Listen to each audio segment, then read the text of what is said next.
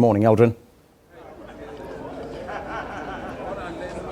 Well, good morning. There's some reaction to this Constitutional Court ruling coming in thick and fast from different political parties, of course, welcoming this judgment by the Constitutional Court. But one thing in specific that we should look at in this unanimous judgment by the Constitutional Court is with regards to the powers of the Public Protector.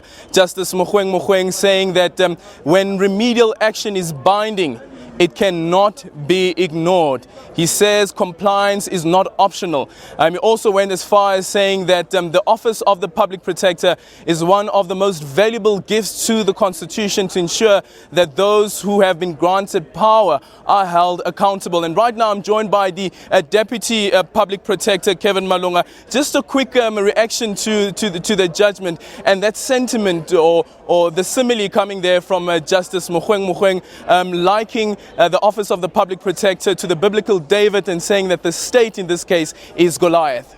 Absolutely. He captured in a very quintessential way the actual reason for the creation of the institution. It was created to protect the public from an all too powerful state, or a state that becomes reckless, a state that becomes irresponsible with governance. And this usually sometimes comes out in the way decisions are made, money is spent, and so forth. So we have a mandate, a constitutional mandate, to actually ensure that we protect the people of this country. So this is really not about individuals, it's not about personalities, it is really ultimately about the principles of good governance and constitutional democracy. And we are very excited. I think as we do our work in future, it will mean that the work is taken seriously. And you have no idea how much, even economically and in many other ways, the country is going to be on a more solid foundation because of this decision. We have literally hundreds, if not thousands now, of procurement-related complaints, of which this particular one was. And then one of the elephants in the room with this Nkandla issue is, overbilling by contractors who just decide, that they're going to have a free-for-all when it comes to public resources. And the message is that this has to stop. And obviously I also want to applaud the president for taking the right path to say, I think the advice that he was getting initially, I think it was not good advice. And I think even his own U-turn signifies that he understands that. And we are actually heartened and pleased that the institution, as I said, this institution, none of us owns it. Neither Alvin Madonsela or myself own this institution. It must, 50 years from now, be a strong beacon of constitutional democracy. And we are more than happy about that. And I think so now everyone, and now I want to say to all those people for where we have written reports, you know what you have to do now. I was actually about to say that this Constitutional Court ruling certainly does ease the turbulence that the Office of the Public Protector has been facing. Absolutely. The Public Protector has teeth. They are not false teeth. They are really...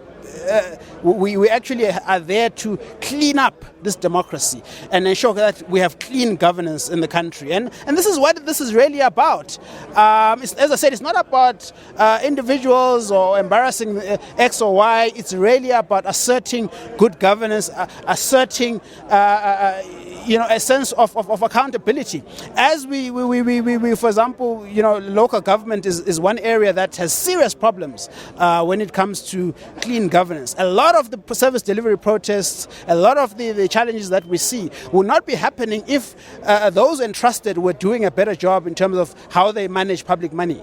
Okay, perfect. That is the Deputy Public Protector Kevin Malunga there speaking to us, reacting to that Constitutional Court judgment that has just been handed down. Advocate Thuli Madonsela, the Public Protector herself, will be having a press briefing later on today, reacting to this judgment that has been handed down. And as you would know, that a term in office comes to end later this year, I think around about October, and she will also be on the day launching a book. So we expect a lot to be said in that book around around the criticism that she faced, as well as the pressure that she faced during this Nkandla investigation. You'd remember that after the court, just before she was about to release the Nkandla report, secure in comfort, the executive took her to court trying to stop the release of the report. But right now we have a judgment here at the Constitutional Court with regards to the powers of the Public Protector. Justice Mogoeng saying that the powers of the Public Protector are binding, and when the powers are binding, it means that compliance is not optional.